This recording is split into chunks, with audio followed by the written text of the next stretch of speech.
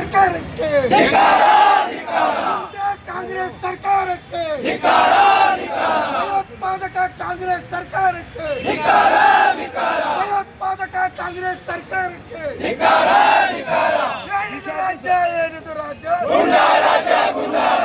ಏನಿದು ರಾಜ್ಯ ಏನಿದು ರಾಜ್ಯ ಕಾನೂನಂತೆ ಕಾನೂನು ಕಾನೂನಂತೆ ಕಾನೂನು ಸರ್ಕಾರಂತೆ ಸರ್ಕಾರ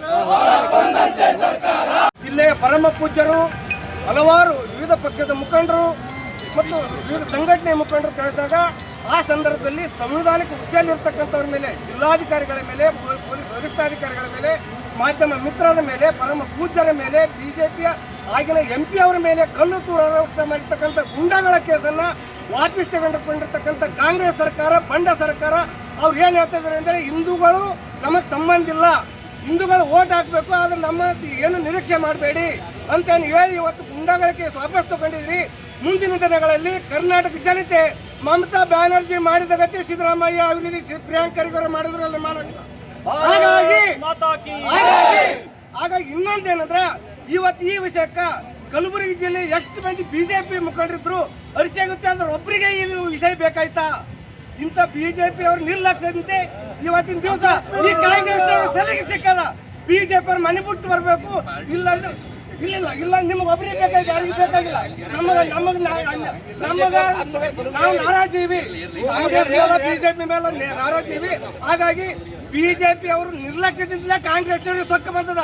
ಬಿಜೆಪಿ ಅವ್ರು ರೋಡಿಗಳಿದ್ರೆ ಇವ್ರ ಮನೆ ಹೋಗ್ತಾರ, ಆದ್ರೆ ಇವ್ರು ಬರ್ತಾ ಇಲ್ಲ. ಹಾಗಾಗಿ ನಾವು ಯಾವುದೇ ಟೀಕೆ ಟಿಪ್ಪಣಿ ಇಲ್ಲ, ಈ ಗುಂಡಗಳ ಕೇಸ್ ವಾಪಸ್ ತಗೊಂಡು ಪುನಃ ಕೇಸ್ ದಾಖಲು ಮಾಡಬೇಕು.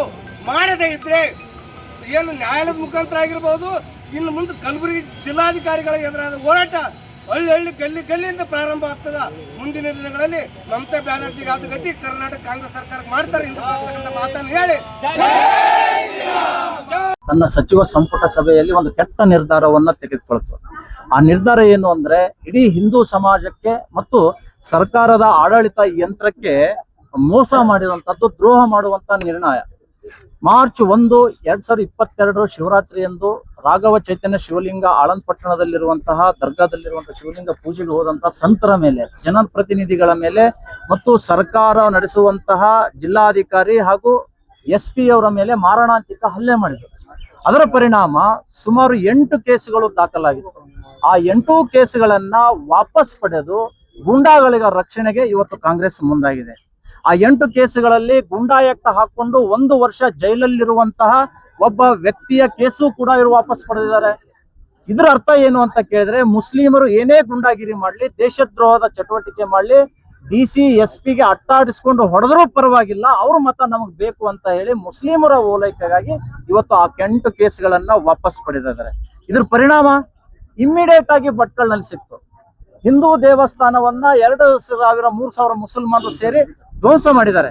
ಇದಕ್ಕೆ ಕಾರಣ ಏನಂದ್ರೆ ಕಾಂಗ್ರೆಸ್ ಸರ್ಕಾರ ನಮ್ಮ ಜೊತೆಗಿದೆ, ನಾನು ಏನ್ ಬೇಕಾದ್ರೂ ಮಾಡಿದ್ರೆ ನಡೆಯುತ್ತೆ ಅನ್ನುವಂತ ದುರಹಂಕಾರದಿಂದ ಇವತ್ತು ಆ ಭಟ್ಕಳ ಮುಸಲ್ಮಾನರು ವರ್ತಿಸಿದ್ದಾರೆ. ಇದಕ್ಕೆಲ್ಲ ನೇರ ಕಾರಣ ಇಲ್ಲಿಯ ಕಾಂಗ್ರೆಸ್ ಸರ್ಕಾರ, ಇಲ್ಲಿಯ ಉಸ್ತುವಾರಿ ಮಂತ್ರಿ Kaneez Fatima, BR Patil, UT Khader speaker, ಇವರೆಲ್ಲ ಸೇರಿಬಿಟ್ಟು ಶಿಫಾರಸು ಮಾಡಿ ಈ ಭಯೋತ್ಪಾದಕರ ಕೇಸನ್ನ ತೆಗೆದುಕೊಂಡಿದ್ದಾರೆ.